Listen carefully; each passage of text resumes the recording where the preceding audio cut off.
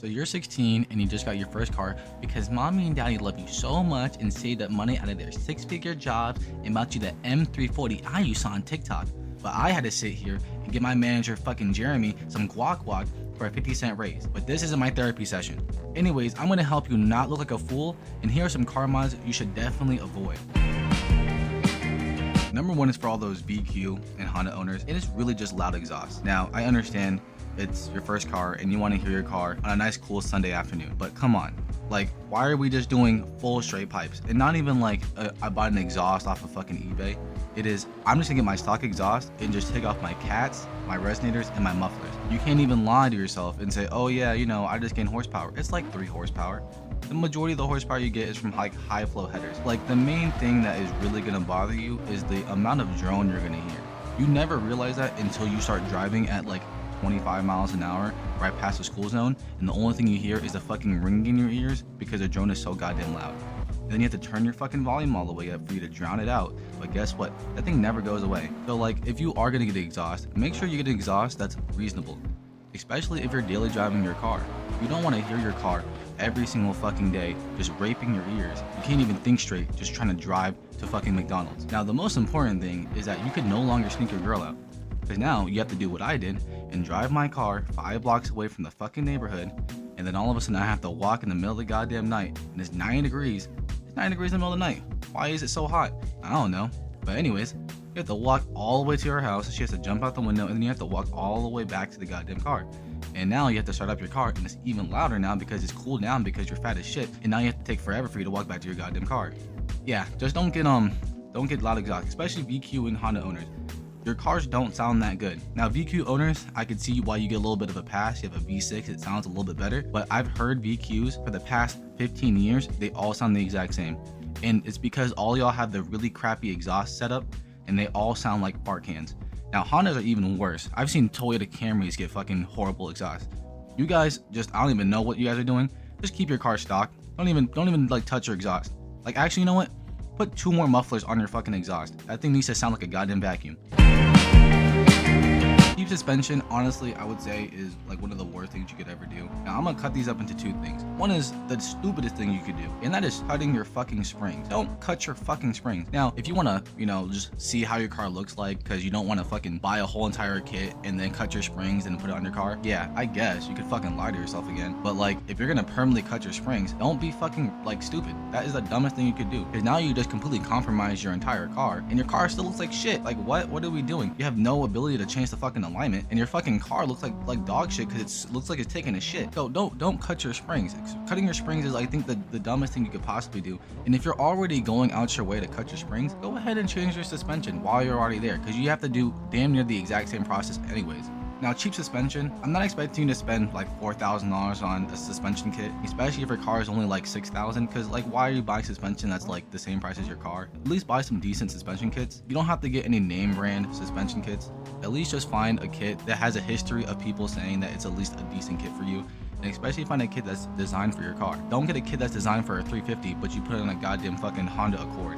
We're not doing that. Come on. Either get a universal kit to suck it up, or just don't fucking put it on. Now, if you are gonna get a universal kit, still look for one that's coming from like a reputable brand. If you're gonna get a universal kit, at least look at the reviews and make sure that at least makes sense. Especially because you don't want that entire thing in Chinese. I don't know fucking Chinese, and you probably don't know fucking Chinese either. Both of us can barely fucking read, but at least find a fucking kit that at least works. Because the worst thing you want to do, have a new kit on, and you feel everything. You don't want to have a car that goes from a comfortable ride just feeling fucking bumps up your ass every 2 seconds. We don't like having bumps up my ass. I mean, it might sound like a good Tuesday afternoon for me, but you know, I don't know about you. 2024, I don't know. Don't get cheap suspension. Just spend a little bit extra money, and definitely don't cut your fucking spring. If I catch you cutting your fucking springs, I swear to God, I'll be like Enderman. I will teleport to your goddamn house and slap the shit. Like, what do you want me to do? Now, this part of these mods aren't that big of a deal. I mean, they're still fucking atrocities. They're not that big of a deal. It's kind of like lying about your dick size, you know? Like, why are we lying about our dick size? Just fucking rock with it. If you have a 4-inch penis, you know, just rock with it. I have a fucking 3-inch penis. I tell everybody. Number one thing is fake arrow and fucking emblems. We're gonna start out with the fake arrow. If you're gonna get fake arrow on your car, and I'm not talking about just wings and splitters and shit, I'm talking about like scoops and random fucking like side grills. What are we doing? I really want to know what goes through your fucking mind when you do that. Are you sitting back, you fucking duct tape that shit on, put some fucking super glue on there, you step back and you're like, man, my Toyota Corolla, I spent 2 fucking weeks just working on this, buying some random fucking eBay kits, buying some random fucking AutoZone parts. Man, this looks really good. No, it looks like shit. It looks like I have to visually look at this shit when I pass the goddamn car. Like, why do I have? And you could tell that this has been bothering me because there's one car in this fucking goddamn fucking area that I live in that looks the exact same way. It's a goddamn Toyota Corolla. It has the biggest fucking wing and a random giant fucking scoop and some random fucking grill sides and a flame fucking emblem. And I'm like, dude, what are we doing? I understand respecting all builds, but like it genuinely does not make any sense for a front wheel drive car to have a wing that is longer than the car itself. What are we doing? It's not that big of a deal because you could just ignore it and respect all builds, because at the end of the day, he's not assaulting me. He's assaulting my eyes, but he's not assaulting me. But the next part is the fake emblems. This is like lying a bunch of penis size. Why are we doing that? And I'm talking about like, oh yeah, I drive a 335i, but you put an M logo on it. Your front end still has a stock fucking face. Why do you have an M logo on the back? What are we doing? That's like saying, oh yeah, no, I have a fucking 8-inch gargantuan cock, but you only have 5 inches. Like, but the car that you have is good. Why are we faking it? Just rock it. Is this something that's really gonna be detrimental to your car? No. Is it something that's gonna, kill you? No. But like, just be honest. I think next up, a lot of people overlook this, and it's honestly something that a lot of people need to understand. It's crappy ECU tunes or ECU chips. And a lot of people are kind of confused on different levels of ECUs because you have your standalone ECU, you have your flash tunes, you have your ECU chips you just plug and play and replace. If you are going to get an ECU tune of any of these sorts, please get it from a reputable brand, or at the very least, do your research in making sure that it's perfect for your car. In a perfect world, you want to get a standalone ECU, go to your, tune shop, have them tune your car personally, because a lot of these tunes are going to be car specific. You heard that correctly. I said car specific, not brand specific, not model specific, not trim specific, car specific. And you can fucking argue with me in the comments. Look, I don't give a fuck. It's really the best way for you to get a standalone ECU. Now, you can still get a flash tune, especially if you have an ECU that's already jailbroken and, it's been worked on multiple times, like a 335i. But if you're somebody like me who drives a fucking car that nobody fucking owns, I have to find a fucking random Chinese goddamn ECU. Don't do that shit. Just go to a fucking goddamn tuner. I'm being so serious. It's not worth the hassle. Because what you don't fucking want to happen is your ECU to be fucking bricked and now you don't have a car to fucking drive. Especially when your only car is a car you're fucking working on. You don't want that shit to get bricked. So yeah, if you're gonna get an ECU, and please find a good fucking tuner. Don't try to fucking raw dog this shit yourself. Dude, you can't even find the fucking clit. Next up is really kind of specific on the build that you're doing, but it's all about tires. Now, I bought used cheap tires. There's nothing wrong with buying used cheap tires. It's like going to Olive Garden and buying the cheapest thing on the menu. It gets the job done. Are you gonna fucking kind of regret it in the morning because it's fucking up your stomach, you're shitting your guts out, and all that, it's all over the fucking floor? Yes. But at least you were full that Tuesday fucking night. If you are gonna get tires, understand this. First off, I'm gonna say, if you are just trying to get from point A to point B, honestly speaking, you could probably get away with some cheap used tires, but I would say you be very, very careful. Because I bought used tires before, recently actually. I went from a nice, amazing beach day going all the way back to my Airbnb with my girl, and my fucking tire exploded. And I was going 55 miles an hour. How the fuck did that shit explode? I understand the idea of getting used tires and cheap tires, but honestly, if you have the money, especially if your tire size is small, go ahead and just fucking buy some actual decent tires, especially new tires. They don't have to be Michelin's, but at least get some like Goodyears. Now, if you're like me who has 235s, which aren't really that big, but they're a little bit expensive, I can understand why you don't want to spend all that money. But really, especially for daily driving, go ahead and buy, decent tires. Now, if you're somebody who's actually making a build, now it could be like a stance build, especially if your tires are very, very thin and very, very low profile, especially from a brand that makes the type of tires that is for the build that you want. So if you're doing a stance build and you're having low profile tires, go ahead and try to find the brand that's for that. And if you're making a track build, first off, if you're making a track build, why the fuck are you even watching me? I'm just yapping the whole entire time. You already know what you're doing. But if you're still fucking here, buy some Michelin Pilot Sport 4s. What are you doing? Just spend fucking $2 on a goddamn fucking Michelin Pilot Sport 4s. Because what you don't want to do is buy some cheap fucking tires and you're going through a track day and then your fucking tires go underneath your fucking car and now you have no more car. If you're somebody who's trying to do like burnouts or drifts, first off, I don't think you should do drifts when you're doing cheap and used tires. You don't want the tire to be swept underneath the car and going around your axles because the way that you're moving on a horizontal plane. But if you're just doing burnouts, you have a lot more control because you're most likely going to go like 5-10 miles an hour. And when it does give way, you have the ability to slow down and stop the vehicle before it gets too dangerous. So that's the only time when I'll say getting used tires, and especially getting used cheap tires, really makes sense. Cheap stereo systems. Man, I mean, this is kind of niche because hopefully you don't have to run into a situation where you need an actual stereo system. It was shown in like a Donut Media video, or did them. Having good quality sound is really based on the receiver and the amount of voltage going to the actual receiver. Now, most of the time you should have decent amount of voltage go into your receiver. If you don't, fucking throw your car away. Anyways, you want to have a decent stereo system.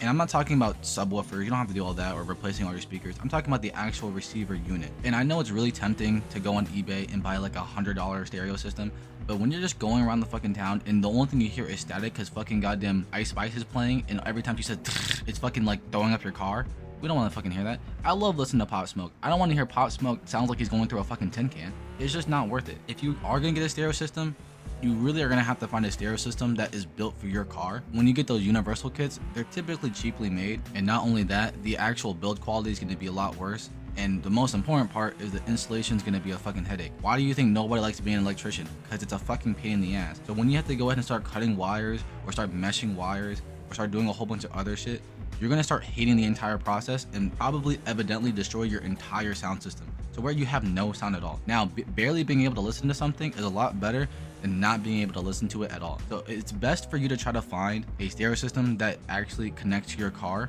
specifically your car. But I have seen cars that need a universal kit. For example, my girl has a Montero Sport. She needs a universal kit. It doesn't sound that great. To be fair, the speakers in the car are really bad, but also the stereo system isn't the greatest. So if you are gonna get a stereo system, please try to get something that's for your car. Try to stick away from universal kits, and most importantly, try to get one that's actually good. Now the last one, honestly, it breaks my heart.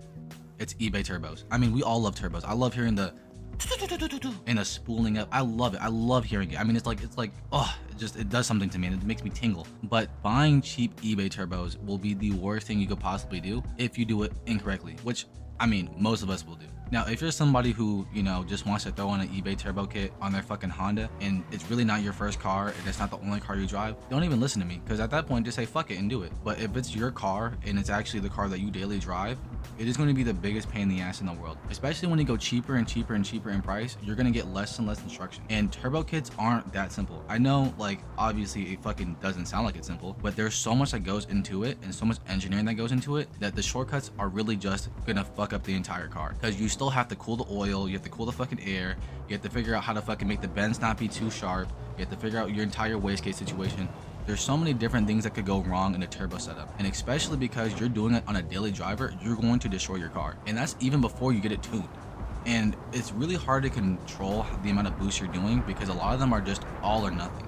There's no real control valve. So if you are going to get an eBay kit, make sure you get an eBay kit from, honestly, Garrett Turbos is the best option, because they're actually gonna give you a kit that's designed for your vehicle. Because when you go for an eBay kit, they're most likely gonna give you a universal kit. And universal kits are honestly the worst kits out there for cars, because they're gonna give you instructions that either don't make any sense or an entire blank fucking page. What the fuck am I supposed to do with a blank page? Stick that shit up my ass? You're gonna have the biggest headache for doing eBay turbo kits. It's honestly not gonna be worth it for your 2 seconds of fun, because your engine's gonna fucking blow up. Now, this is my entire list of some of the car mods you should never do. Now, if you guys just want to do all these at the same time, please, actually do that. I would like to see that. Makes a great YouTube video. Tell me how it goes. You know, do it on TikTok, maybe do a vlog on it. But at the end of the day, this is just all about personal preference. If you want to do any of the things that I say don't do, honestly, just fucking rock with it, bro. Like, it is your car. You should do what you want to do to it. I'm just trying to give you some advice to make sure that you don't have to go through any struggles, and that when you buy your car, or when you buy your next project car, it's a lot easier and a lot simpler of a journey for you to do. And I know you're probably wondering what car I drive. I drive a 2013 Hyundai Genesis R-Spec 5.0. Yeah, not the fucking coupe. I drive the sedan. I'm a fucking big boy now. I have big boy pants. I do big boy things. So yeah, just in case people are fucking wondering what I drive, yeah, I drive that. So all you VQ owners who are typing in the fucking comments, doing all that bullshit right now, saying that I fucking drive a fucking like Toyota Corolla. No, I don't drive a Toyota Corolla. I drive a man car. A man car that pisses me off every 2 seconds because my fucking goddamn car doesn't work. But that's a different story. If you guys fucking enjoy this video, let me know. I hopefully can make some more videos soon. But yeah, I'll see you guys later.